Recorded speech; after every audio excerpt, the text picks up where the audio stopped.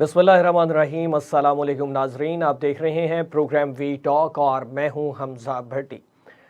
नाज़रीन, पाकिस्तान की सियासत में, पाकिस्तान की तारीख़ में इक़्तिदार भी बदले, पाकिस्तान की सियासी तारीख़ में हुक्मरान भी बदले, पाकिस्तान की तारीख़ में जो तरक्याती काम थे वो भी होते रहे और इसी तरह से दीगर चीज़ें भी बदलती आ रही हैं। मगर एक चीज़ जो है वो बदलती हुई दिखाई नहीं दे रही, उसमें वो चीज़ जो है वो ऑडियो लीक्स या वीडियो लीक्स वाला मामला है।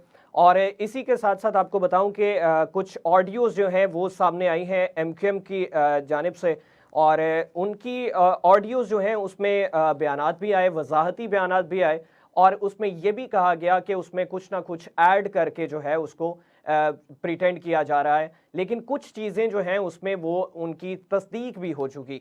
तो इसी हवाले से ये सबसे पहले आपको मुस्तफ़ा कमाल साहब जो हैं उनकी ऑडियो एक सामने आई है, वो आप मुलाहिज़ा फरमाइए कि उनका क्या कहना है। करते करते उनकी कई दौर हो चुके थे, फिर हमें रात में किसी बहर बुलाया गया मीटिंग करने के लिए PMLN वालों से।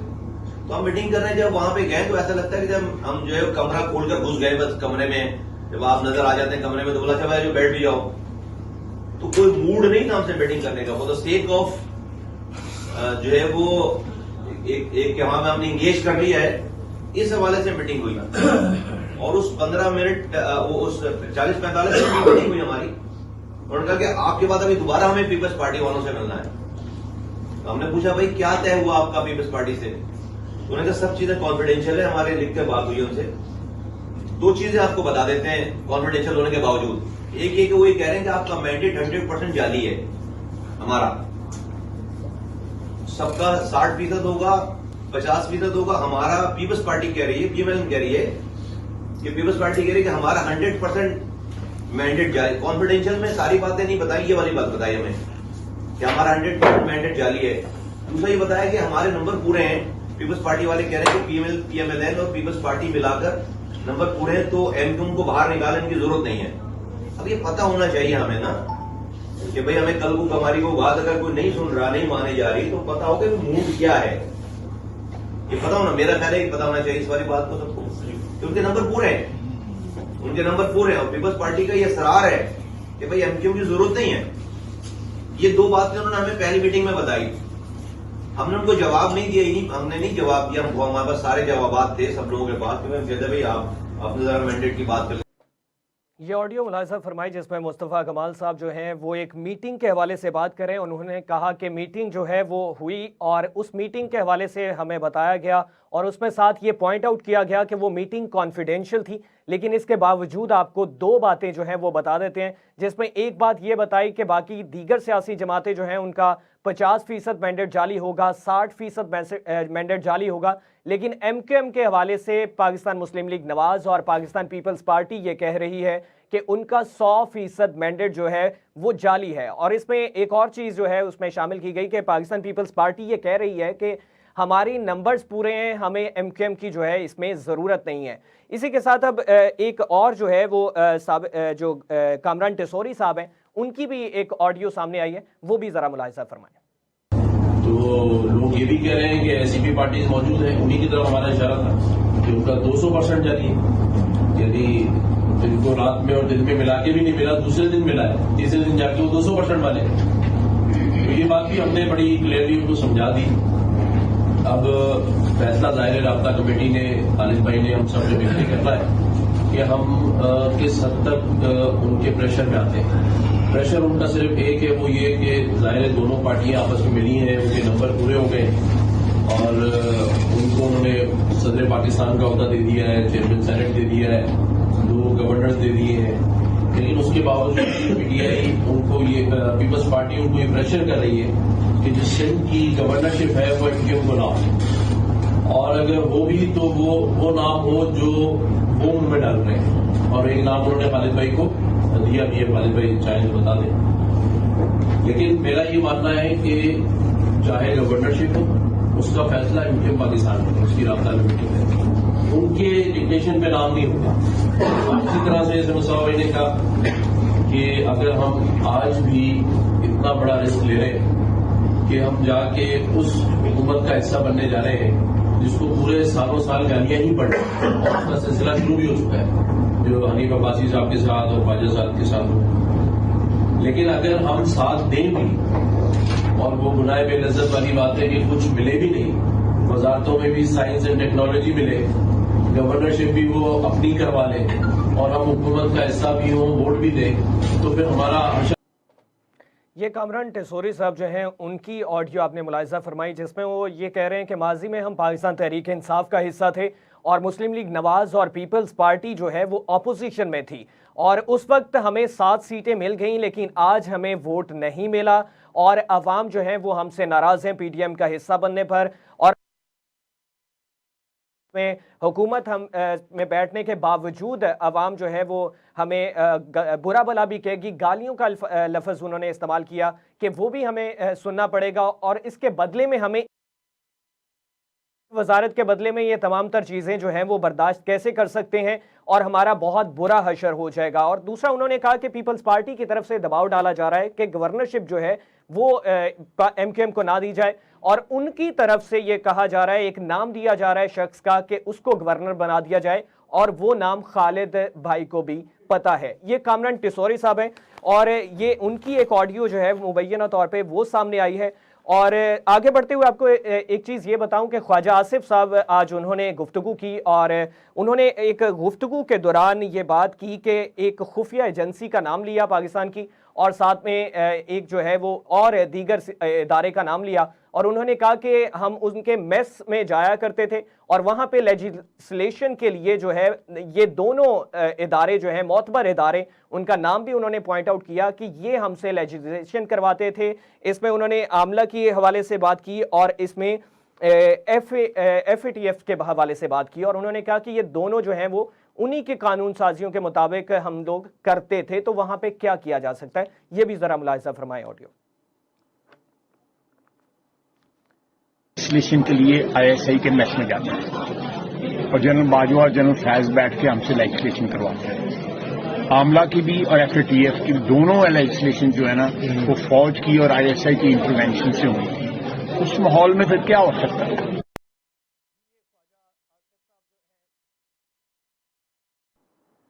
जी, ये ख्वाजा आसिफ साहब उन्होंने 2 लोगों का नाम लिया, जिसमें जनरल बाजवा साहब का नाम लिया और जनरल फैज हमीद साहब का नाम लिया और उन दोनों का नाम लेते हुए उन्होंने कहा कि वो दोनों जो है वो लेजिस्लेशन करवाते थे हमला के हवाले से भी और FATF के हवाले से भी। तमाम तर तफसीलात हैं इस हवाले से हमारे पास एक्सपर्ट पैनल हमारा मौजूद है, जिसमें रज़ा सैयद साहब हमारे साथ मौजूद हैं, वारिस रज़ा साहब हैं और सफ़ीना खान साहबा हैं। बहुत शुक्रिया तमाम लोगों का। रज़ा सैयद साहब आपसे आगाज़ करना चाहूँगा। सबसे पहले तो MQM के हवाले से जो है कामरान टिसोरी साहब की भी ऑडियो एक मुबैना तौर पर सामने आई और मुस्तफ़ा कमाल साहब की भी सामने आई, तो क्या कहना चाहेंगे इस हवाले से? देखें, ये तो ऑडियो लीक पाकिस्तान में कोई नई चीज़ नहीं है और होती रहती है, तो इसलिए कोई ऑडियो आए सामने उसके ऊपर तरदीद आ जाए तो मीडिया का काम ज़ाहिर है उसको रिपोर्ट करना भी है और उसके ऊपर तज्ज़िया करना भी है। रिपोर्ट आप कर चुके हैं, गो के आपने जो ऑडियो चलाई वो हम नहीं सुन सके किसी तकनीकी वजह से, लेकिन अगर ये वही ऑडियो है कि जो सोशल मीडिया पे गर्दिश कर रही है तो वो हमने अलग से सुन रखी है। और उस ऑडियो का जो क्रक्स है वो ये है कि MQM अपने अंदरूनी यानी कि इंटरनल इजलास हो रहा है उनका और उसके अंदर गुफ्तगू इस मौजू पर इस उन्वान से हो रही है कि PMLN और ख़ास तौर पर पाकिस्तान पीपल्स पार्टी जो है वो MQM को हुकूमत में कोई काबिल कदर हिस्सेदारी देने में दिलचस्पी का मुजाहरा नहीं कर रही और उसकी वजह यह है कि पीपल्स पार्टी और नून लीग दोनों मिलके सादा अक्सरियत इनकी बन जाती है ऐवान के अंदर, तो जाहिर है ये तो इक्वेशन की बात है। और देखिए, सियासत के सीने में दिल नहीं होता, ये जुमला जो है ना ये काफ़ी मुस्तनद जुमला है। तो चाहे पॉलिटिकल लीडर हो, चाहे पॉलिटिकल पार्टी हो या पॉलिटिकल वर्कर हो, जब वो अपने मफादात के लिए बैठकर मुज़ाकरात करते हैं या अपने मफादात के लिए सोच विचार करते हैं तो बड़ा रुथलेस होते हैं मामलात, यानी उसमें कोई जज्बात या इमोशन नहीं होते और आपस की इंटरनल गुफ्तगू के अंदर मेरा ख्याल है ऐसे ही खुल खुला के बातें होती हैं। तो अगर ये ऑडियो जो है यानी ये एक्चुअल ऑडियो हो सकती है, यानी मैं इस पे मुझे कोई हैरत नहीं है, ऐसी ऑडियो ये कोई बनी बनाई ऑडियो आ गई या किसी ने फेक बना दी, कहने वाले ये कह रहे होंगे, लेकिन मुझे ऐसा लगता है कि इस किस्म की गुफ्तगू पाकिस्तान की सियासी जो तनाजुर और मंजरनामा है उसमें होना कोई बईदस कयास बात नहीं है। देखिए, जब पीपल्स पार्टी और नून लीग के नंबर मिलके पूरे हो रहे हैं तो फिर उन्हें किसी भी तीसरी जमात की, खासतौर पर MQM की, जिसके साथ पाकिस्तान पीपल्स पार्टी का एक यानी बैकग्राउंड है पूरा, जो कि नरम और गर्म रहा है, बल्कि कहा जाए कि तुर्श और तल्ख रहा है उनका बैकग्राउंड ज्यादातर। तो पीपल्स पार्टी इस सारी इक्वेशन के अंदर उनकी पोजीशन बहुत मुस्तहकम है। अगर पीपल्स पार्टी नून लीग को ये कह रही है कि MQM को साथ ले आने की क्या जरूरत है, तो मुझे तो इस पर कोई हैरत नहीं हो रही। पीपल्स पार्टी बिल्कुल कह सकती है, जो नंबर्स उनके हैं उन नंबर्स के साथ इस किस्म की नेगोशिएशन में गुफ्तगू करना कोई हैरत अंगेज बात नहीं है। अच्छा, जहां तक MQM का ताल्लुक है तो देखिए, एक बात बहुत सादा है, वो ये कि इलेक्शन में जब भी कोई इलेक्शन लड़ने जाता है, चाहे वो इनफरादी सतह पे लड़ रहा हो या पार्टी की सतह पे लड़ रहा हो, तो इलेक्शन लड़ने का पर्पज होता है इलेक्शन जीतना। और इलेक्शन जीतने वाले का जो पर्पज होता है जीतने के बाद, वो होता है हुकूमत का हिस्सा बनना, या हुकूमत खुद बनाना या हुकूमत का हिस्सा बनना। और हुकूमत का हिस्सा बनने के बाद फिर अगला स्टेप होता है मिनिस्टर बनना।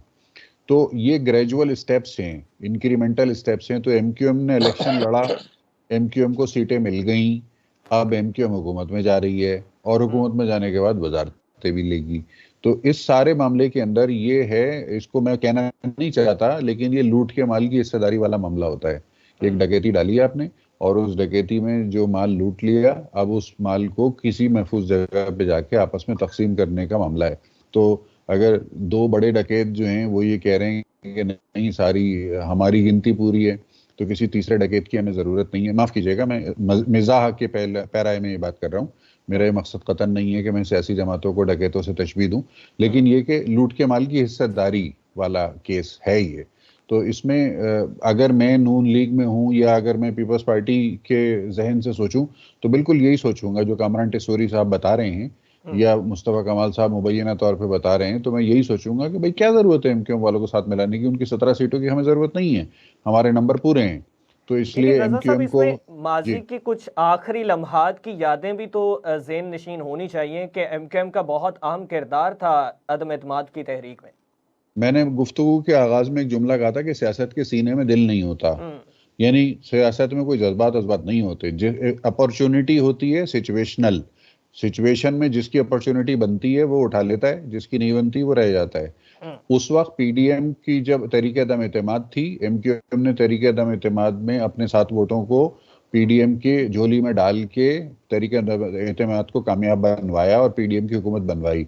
उस वक्त MQM ने PDM से क्या लिया, या जो भी लोग थे दरमियान में गैर सियासी लोग थे उनसे क्या लिया, ये तो पब्लिक में नहीं आया ना कभी भी। तो अगर MQM ने उस वक्त कोई अच्छी डील उठा ली थी तो I think they will be having good time out of that good deal. लेकिन अगर उस वक्त उन्होंने अच्छी डील नहीं उठाई थी तो अब तो पछताने का टाइम नहीं है उनके पास। अब बज़ाहिर 17 सीटें होने के बावजूद नंबर गेम की इक्वेशन के अंदर इररेलेवेंट हैं। तो अब तो उनको हुकूमत के साथ, जिसे कहते हैं ना डंडा पकड़ के लटकने वाली सूरत हाल है कि वो लटक के अगर हुकूमत का हिस्सा बनना चाहते हैं या बन सकते हैं तो बन जाएंगे।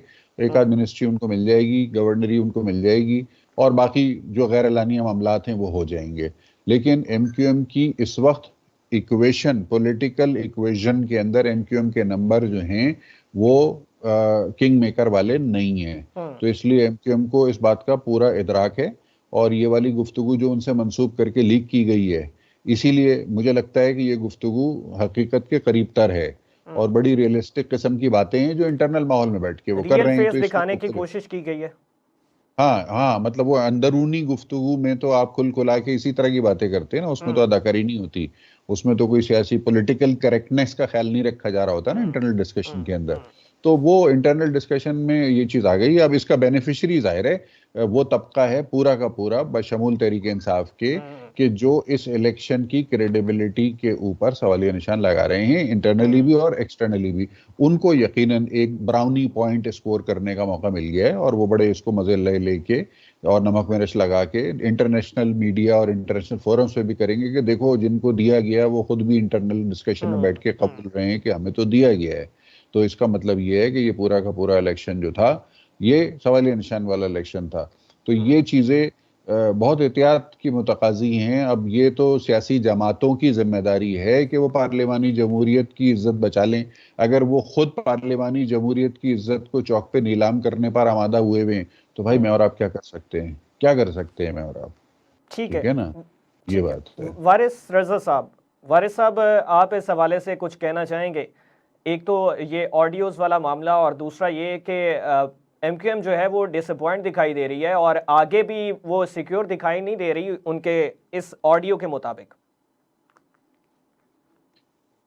देखिए हमजा, इसके दो पहलू, एक पहलू का इजहार तो किसी कदर जो है वो रजा साहब ने कर दिया, दूसरा इसका पहलू ये है कि आया कि ये जो ऑडियो या वीडियो है वो दानिस्ता यानी रिलीज की गई हैं या गैर दानिस्ता रिलीज की, ठीक है।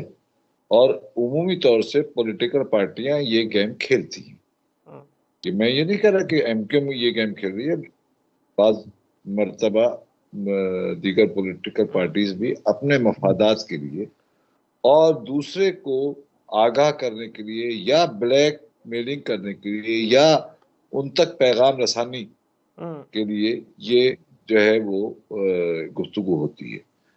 यानी आप ये देखिए कि इसमें बराह रास्त जो है ना गुफ्तगू नहीं है, यानी पीपुल्स पार्टी की और नून लीग की बराह रास्त गुफ्तगू का जिक्र है, गुफ्तगू नहीं है।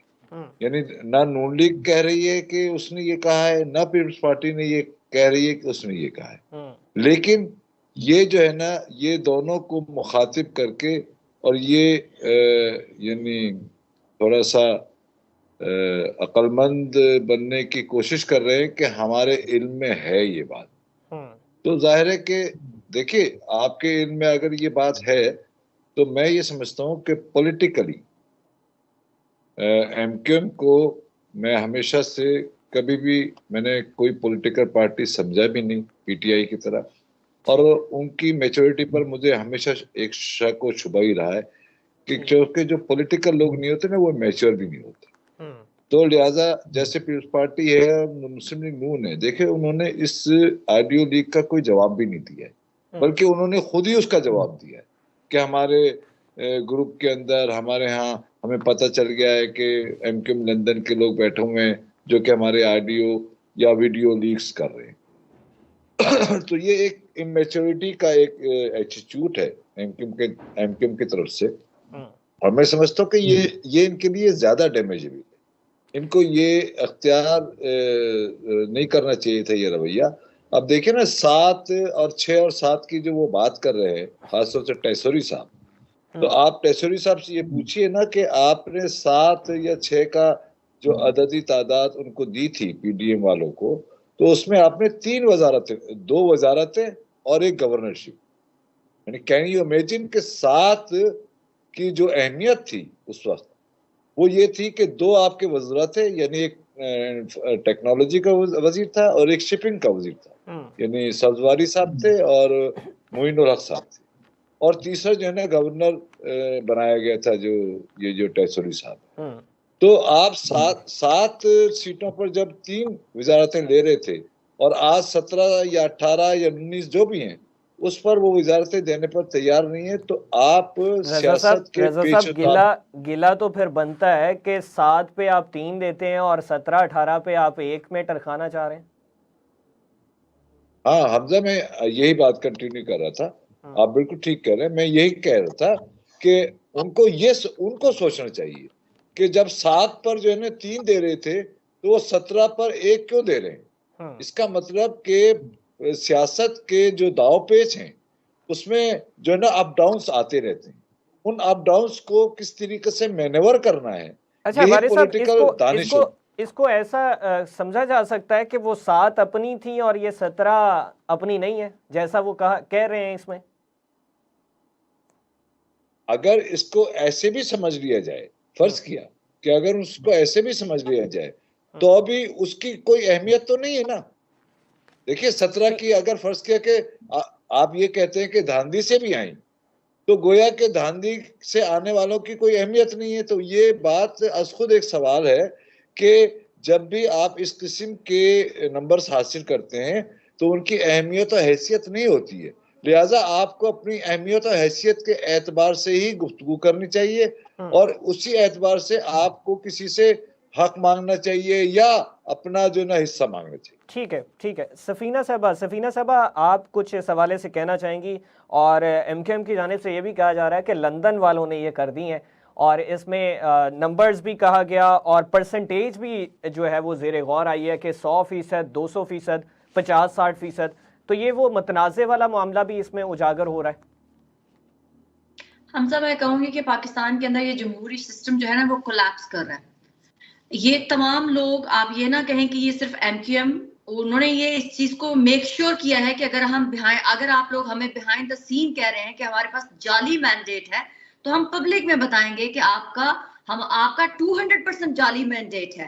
तो आप हमें मत ये थ्रेटन करें, आप हमें धमकी मत दें कि आपकी जो सीटें हैं वो जाली हैं। हम आपको बताते हैं कि आपका मैंडेट 200% जाली है। सो ये जमहूरी निजाम के लिए अच्छा नहीं है। दूसरी तरफ आपने ख्वाजा आसिफ का बयान सुनाया, उन्होंने कहा कि हम ISI के मैस में जाते थे, वहां पर जाके हमें जनरल बाजवा और जनरल फैज जो है वो डिक्टेट करते थे और हमें आइन पास करवाते थे, कानून पास करवाते थे, हमारे से कहते ये किस किस्म के जमहूरी चेहरे हैं जो दागदार है, और फिर हमें और मुझे और आप लोगों को भाषण देते हैं कि हम जमहूरियत पसंद है। जब ये लोग खुद इक़्तिदार में होते हैं तो उन्हीं बूटों को पॉलिश करते हैं, उन्हीं छड़ी के नीचे अपना सर झुकाते हैं, और जो ही इक़्तिदार से निकाले जाते हैं तो हमें भाषण दे दे के सुनाते हैं कि हमारे साथ जुल्म हो गया, हमारे साथ जमहूरियत जो है वो खतरे में पड़ गई। ये तमाम चीजें शो करती हैं कि पाकिस्तान के ये सियासतदान इस जमहूरी सिस्टम के लायक ही नहीं है। हमेशा से पाकिस्तान की आवाम का मैंडेट चोरी किया जाता है और बंदर बांट की जाती है। पाकिस्तान की आवाम का असल मैंडेट का कभी भी कोई भी शख्स पार्लियामेंट में आया ही नहीं। ये वक्त से पहले ही पाकिस्तान की आवाम का मैंडेट चोरी करके डाका डालकर हिस्सों में बांट दिया जाता है ताकि आप लोग शट अप और मुंह अपना बंद करें, और ये आप लोगों को हिस्सा दे दिया, इसके मुताबिक आप हमारे अकॉर्डिंग रिएक्ट करें, वरना जब चाहेंगे डब्बे खुलवाएंगे और आप लोगों की असल औकात जो है हम पब्लिक के सामने रख देंगे। तो फिर ये सियासतदान अपने इक़्तिदार के लिए पार्लियामेंट में जाते हैं, ये आपके और मेरे लिए नहीं पार्लियामेंट में जाते हैं। ये तो फिर मेक श्योर हो गया। ये जो आके हमें भाषणगिरी करते हैं, अवाम को मैं कहती हूँ फ्रंट फुट पे आके इनको शट अप कॉल देनी चाहिए कि जब आप इन्हीं एस्टेब्लिशमेंट को, इसी हमारे आर्मी के इदारों को ये सियासतदान बुरा भला कहते हैं अपने मफादात के लिए, अवाम के जज्बात को भड़काते हैं और अपने मफादात के लिए इस्तेमाल करते हैं, और पाक अफवाज के निजाम को और उसकी इदारे को बदनाम करते हैं सिर्फ इसलिए क्योंकि इनके मफादात जो है उस वक्त स्टेक पे होते हैं। तो फिर इसका मतलब है कि ये झूठे हैं सियासतदान, ये सब फ्रॉड है, ड्रामा है। तो क्यों हम पाकिस्तान के टैक्स पेयर्स के जो लोग हैं ऐसे गंदे निजाम के लिए अपना टैक्स पेयर का पैसा खर्च करते हैं, इनकी अयाशियों के लिए, इनके प्रोटोकॉल के लिए, इनकी झंडों वाली गाड़ियों के लिए, ब्लू पासपोर्ट के लिए, पूरी दुनिया में फिरने के लिए, इनके खानदानों के शाही प्रोटोकॉल के लिए। तो रैप अप करें इस सिस्टम को। क्या जरूरत है ऐसे सिस्टम की? इसके बगैर भी चल सकता है सिस्टम, मैनेज तो किया जा सकता है सिस्टम। तो फिर इन चेहरों को बार बार थोप कर लोगों के दिलों में नफरत पैदा करने की क्या वजह है? यूजलेस है ये सिस्टम।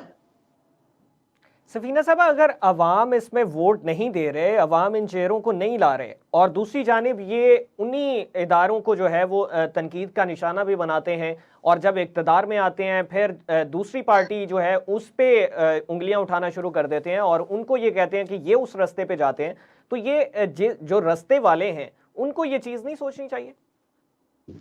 हमजा, मेरा मौक़िफ़ तो बार बार राइट कर रहे हैं। ये पाकिस्तान के जमहूरी, मैं क्यों कहती हूँ कि ये मैं क्यों एस्टेब्लिशमेंट में क्यों पाक फौज को बुरा कहूँ, जबकि मेन कसूरवार 90% ये सियासतदान है।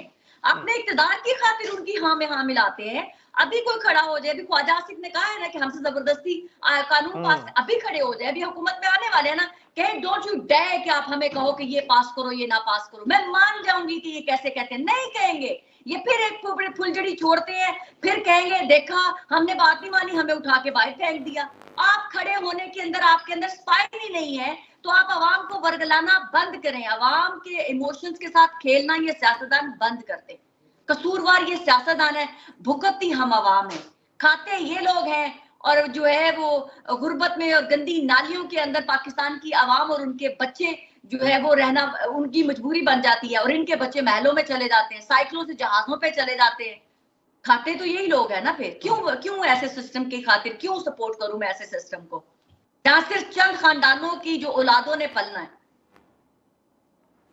ठीक है सफीना साहबा। रजा सैयद साहब, रजा साहब, ख्वाजा आसिफ साहब की ये गुफ्तगू जो है वो सामने आई है, जिसमें यो दो नाम वो ले रहे हैं, जनरल बाजवा साहब का और जनरल फैज़ हमीद साहब का, कि वो लेजिस्लेशन करवाते थे, मेस में जाया करते थे और इसमें खुफिया एजेंसी का नाम भी लिया और इदारे का नाम भी, मोतबर इदारे का नाम भी इसमें उन्होंने मेंशन किया, और आज फिर वो सीट भी जीते हुए हैं, इक़्तिदार में भी हैं, और दोबारा से अगर यही चीज़ें रिपीट होती हैं तो फिर? हाँ, ये बहुत ही अहम मामला है ये, और इसको दो हवालों से मैं इसको आपके सामने रखना चाहूँगा। एक तो ये कि एक होती है sanctity of an agreement, sanctity of an arrangement. आप किसी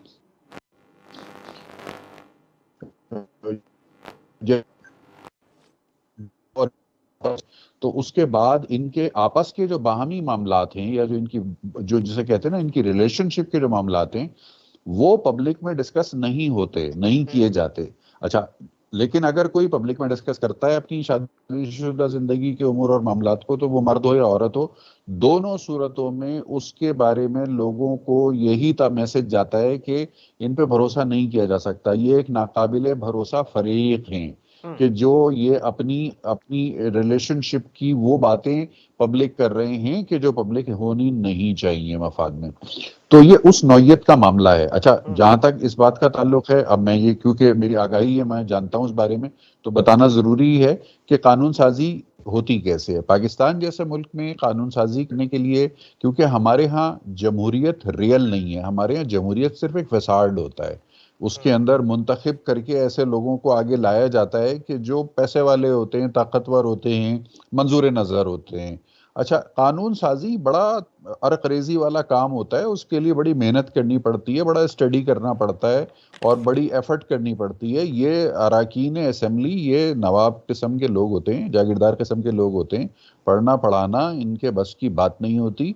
ये तकरीरें करवा लें आप इनसे, ठीक है ना, आप इनसे इधर उधर आनियां जानियां करवा लें, माफ कीजिएगा, लेकिन जो कानून साजी करने के लिए जो अरकरेजी दरकार होती है, वो ये लोग नहीं कर सकते। इनके अंदर कैपेसिटी भी नहीं होती, इनमें टैलेंट भी नहीं होता और इनमें विल भी नहीं होती। तो फिर कानून साजी करके कौन देता है? कानून साजी का पेपर वर्क ब्यूरोक्रेसी करके देती है, रियासती एहलकार करके देते हैं कानून साजी का होमवर्क। इनके सामने पूरी फाइल तैयार करके रख दी जाती है और इनको ब्रीफ किया जाता है और फिर इन्हें कहा जाता है कि जी अब आप बराए मेहरबानी फीता काट दीजिए, यानी आप अपना रस्मी किरदार अदा कर दीजिए, अपना चेहरा इसमें डाल दें और खड़े होकर दो तकरीरें कर दें इसके ऊपर और वोटिंग करके इसको पास कर दें। ये पाकिस्तान में 70 साल से हो रहा है। और इस क्यों हो रहा है? देखिए, कानून साजी की तो मुल्क चलाने के लिए, रियासत चलाने के लिए कानून साजी जरूरी है। अब ऐसे निकम्मे नाहल और ऐसे लोग पार्लियामेंट में बैठे हों कि जिनको कानून साजी की अलिफ बे ना आती हो, या जिनका कानून साजी में इंटरेस्ट ना हो, या जो कानून साजी के लिए रियासत को ब्लैकमेल करते हो, फिर उनको अगर किसी मेस में बुला के किसी ने छड़ी दिखा के उनसे कानून साजी करवा ली, तो भाई आप बराए मेहरबानी अपनी इज्जत। जी रजा साहब, ये लोग तो इलेक्शन जीत के आते हैं, अवाम वोट देते हैं, तो हम या इनको इन अल्फाज में कैसे गिना जा सकता है कि ये निकम्मे नाअहल लोग हैं? ये लोग इलेक्शन जीत के आते हैं, बिल्कुल आते हैं, मानता हूं मैं इस बात को, लेकिन कानून साजी करने के लिए जो एफर्ट दरकार होती है वो ये नहीं करते। ये जो हैं ख्वाजा आसिफ साहब की साहबजादी हैं शिजा फातिमा, मैं जाती तौर पे जानता हूँ, वो भी पार्लियामेंटेरियन है, वो करती हैं कानून साजी। वो बहुत हार्ड वर्किंग और डेडिकेटेड किस्म की पार्लियामेंटेरियन है। लेकिन उनके अब्बा हुजूर जो हैं, जिन्होंने ये बयान फरमाया है, वो उनके पास टाइम नहीं होता, वो चौके छक्के मारते हैं, बॉल झाड़ियों में जाती है तो उसको शिजा ढूंढ के लेके आती हैं। अब्बू के पास टाइम नहीं होता फील्डिंग करने का। ये लोग चौके छक्के मारने के आदी हो जाते हैं, लीडर जो होते हैं।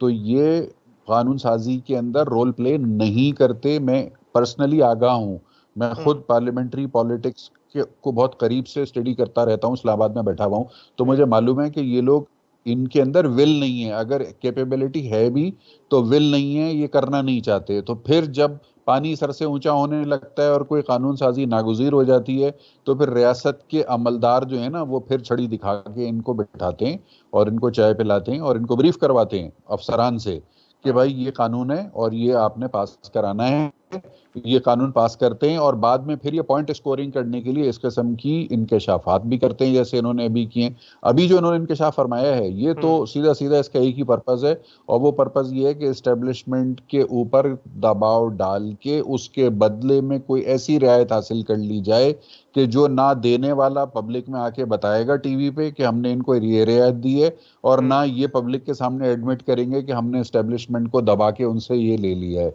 तो ये लेना देना बिहाइंड द सीन करने के लिए पब्लिक में आके इस तरह की बातें कामरान टिसूरी, मुस्तफ़ा कमाल, ख्वाजा आसिफ कर रहे हैं, जिसके ऊपर मैं और आप बैठ के तज्ज़िये और तबसरे कर रहे हैं, असल मफादात तो किसी और के ही हैं, और उन मफादात के तहफ़्फ़ुज़ के लिए ये सारे खेल हो रहे हैं।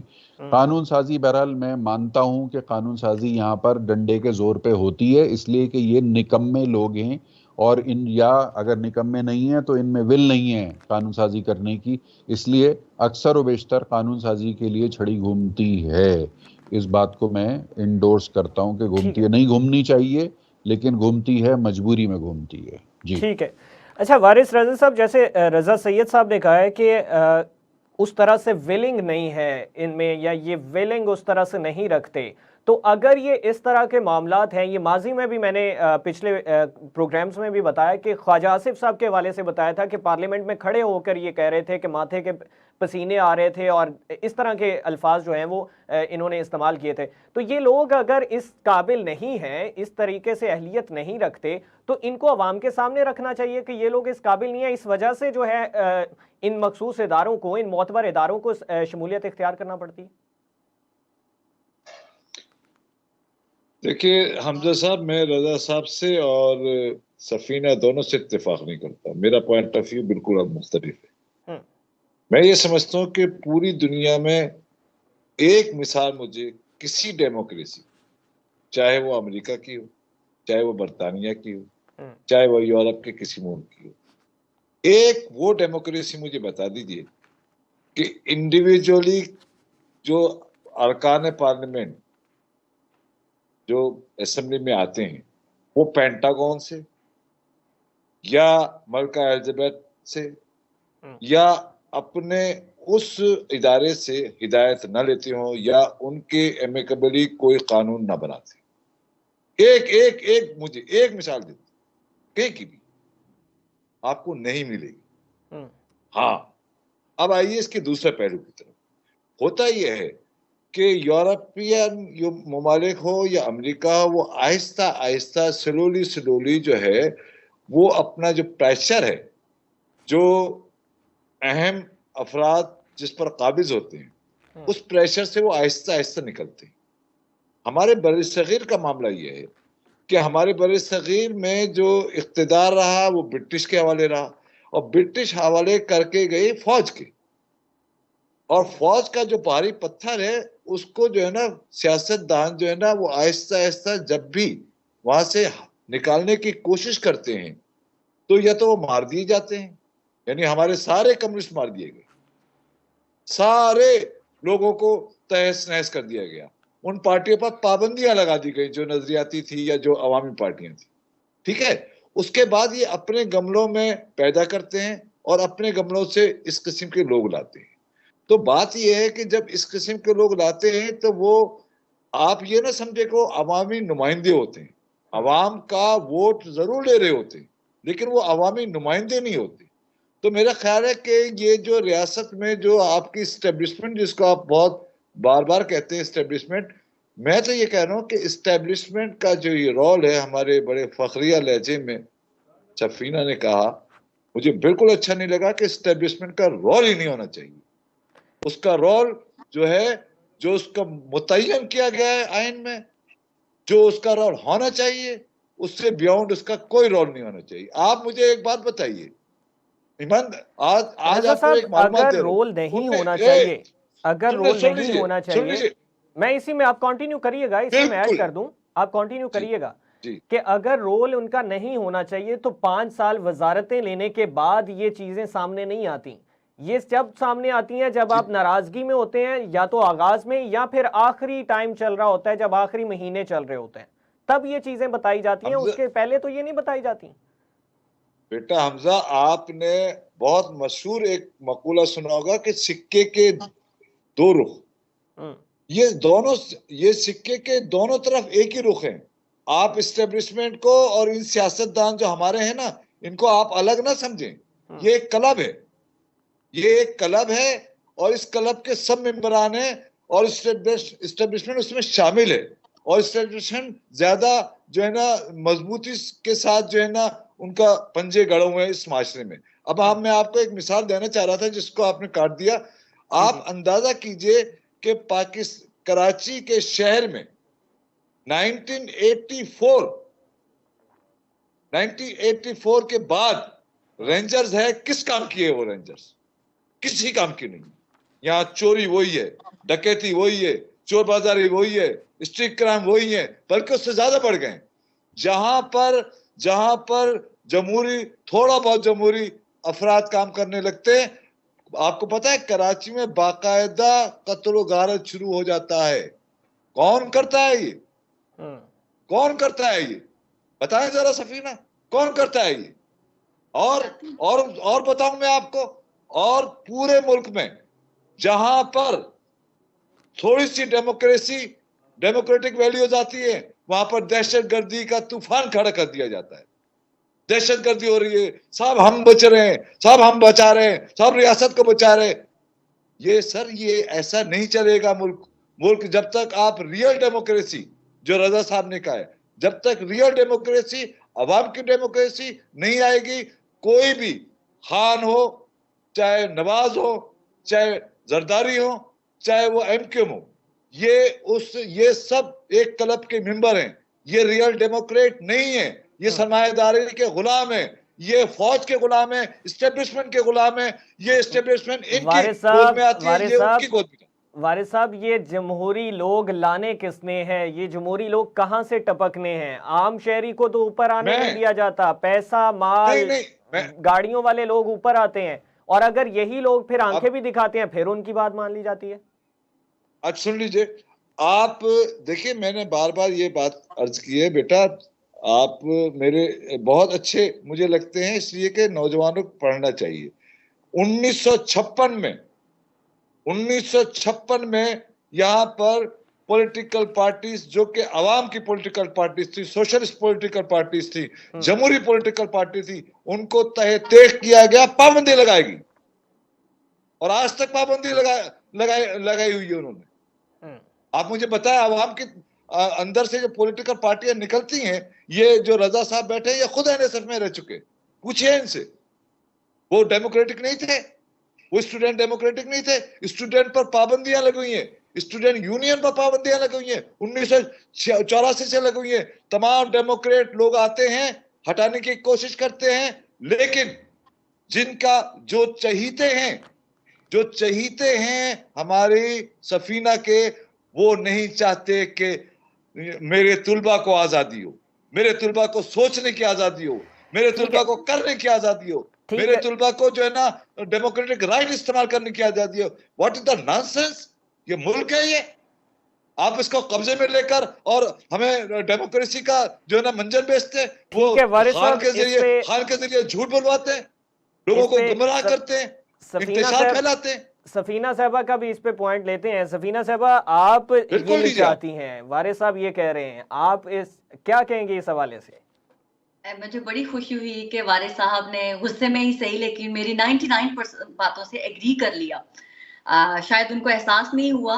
पहले वो कहते थे कि पाकिस्तान के अंदर ये छोटी मोटी पॉलिटिकल पार्टीज नहीं होनी चाहिए, आज खुद कह रहे हैं कि पार्टीज होनी चाहिए। फिर दूसरा इन्होंने कहा कि पूरी दुनिया के अंदर एस्टैब्लिशमेंट का रोल होता है। मैं तो पहले दिन से बिलीव है कि एस्टैब्लिशमेंट का रोल होता है, लेकिन पाकिस्तान में नहीं, सिर्फ एक डिफरेंट चीज होती है। पूरी दुनिया में कहीं ऐसी कोई भी हुकूमती फर्द जो हुकूमत में रह चुका हो, वो आके जो है ना ये गंदे कपड़े नहीं धोते मार्केट में लोगों के सामने कि हमें फलाने ने बुला के फलाने हेड ऑफिस में, फलाने आईएसआई के ऑफिस में जो है आईएसआई से जो हमने साइन करवाई है, पूरी दुनिया में नहीं होता।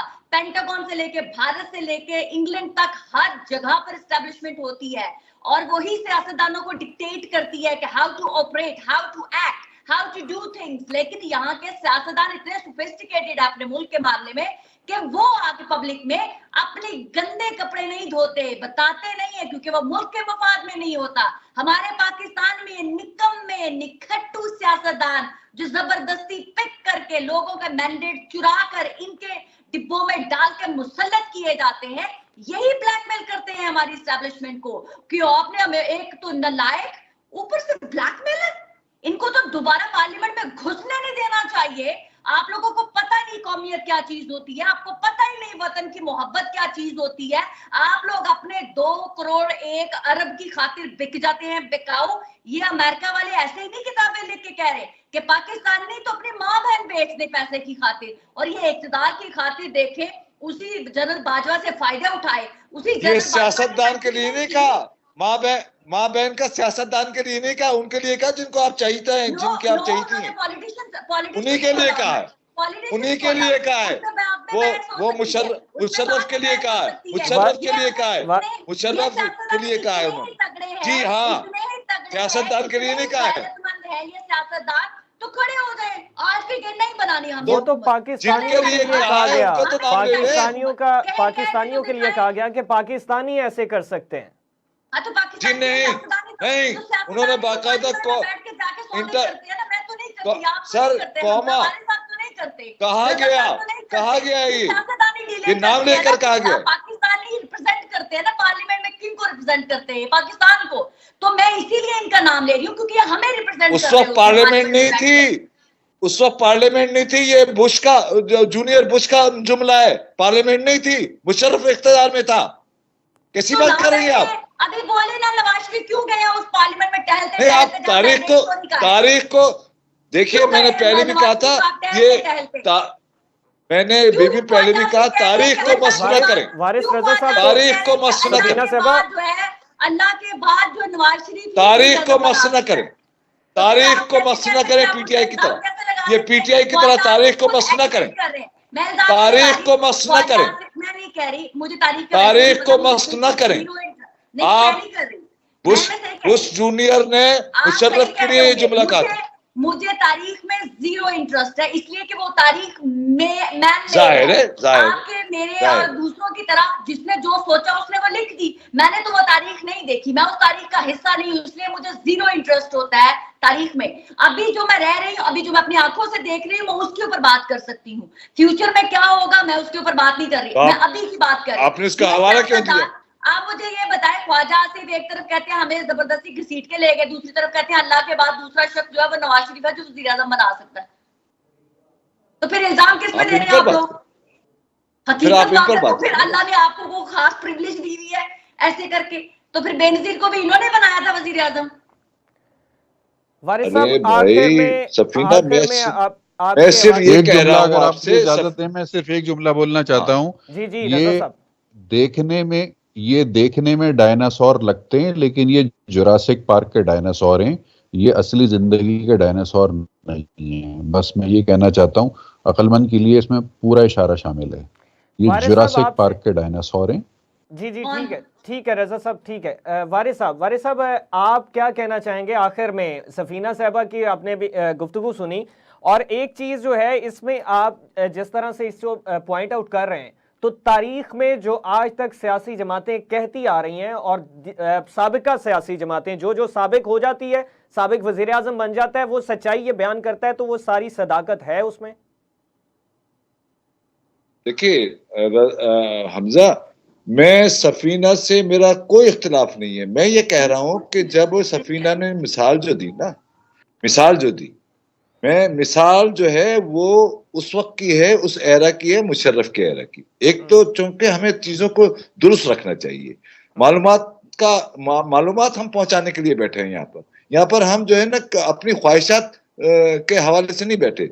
दूसरी बात ये है कि देखिए ये मुल्क जो है ना, और खासतौर से बरे सगीर, वहां पर 200 साल तक आमिराना इख्तिदार रहा है शाहों का। तो ये आमिराना मिजाज के अवाम है, यहाँ पर अभी वो आमिराना मिजाज खत्म नहीं हुआ है। लिहाजा हमारे जैसे ही आमिराना मिजाज के लोग होते हैं, उसी तरीके से हुक्मरान आते हैं। ये जो डेमोक्रेटिक लोग हैं, ये आमिराना मिजाज के लोग हैं। ये इनमें और इस्टेब्लिशमेंट में कोई फर्क नहीं है। ये अपने इस्टेब्लिशमेंट से हक। अब तक के सिनेरियो के अकॉर्डिंग कोई डेमोक्रेटिक पार्टी आपको नजर आ रही हो? है कम्युनिस्ट पार्टी, ठीक है, जिसमें पाबंदी लगा दी आपने। ठीक है, बहुत शुक्रिया वारिस रजा साहब, सफीना खान साहबा, रजा सैयद साहब हमारे साथ मौजूद थे। ये तमाम तर सूरत हाल है, माजी और आने वाली नस्लों के लिए ये सामने आ रही हैं चीज़ें। और जैसा कि आपने जाना कि इसमें कुछ ऑडियो सामने आई, कुछ बयानात सामने आए, और इसमें जो है यही सियासतदान अपने इक़्तिदार के दौर में खामोश रहते हैं, और जब आखिरी रोज़ आ जाते हैं या फिर इक़्तिदार से पहले के रोज़ होते हैं तो ये तनकीद का निशाना बनाते हैं इस रियासत को, इस रियासत के मोतबर इदारों को। और अवाम जो है, अवाम वोट कास्ट करते हैं, अवाम के लिए फिर से वही से महंगाई, वही से भूचाल, और आके सामने इस तरह से बयानात सामने आ जाते हैं कि वो इदारे ने काम करने नहीं दिया, वो फलां शख्स ने काम करने नहीं दिया, हमारा इक़्तिदार जो है उसको हटा दिया गया, हमारी हुकूमत का तख्ता उल्टा दिया गया। लेकिन जब ये हुक्मरान हुकूमत में रहते हैं, अपनी वजारतों के मज़े ले रहे होते हैं, उस टाइम पे ना तो ऐसे बयानात आते हैं, ना ही अवाम का ख्याल आता है। अपने मेज़बान हमजा भट्टी को इजाज़त दीजिए। अल्लाह हाफ़िज़।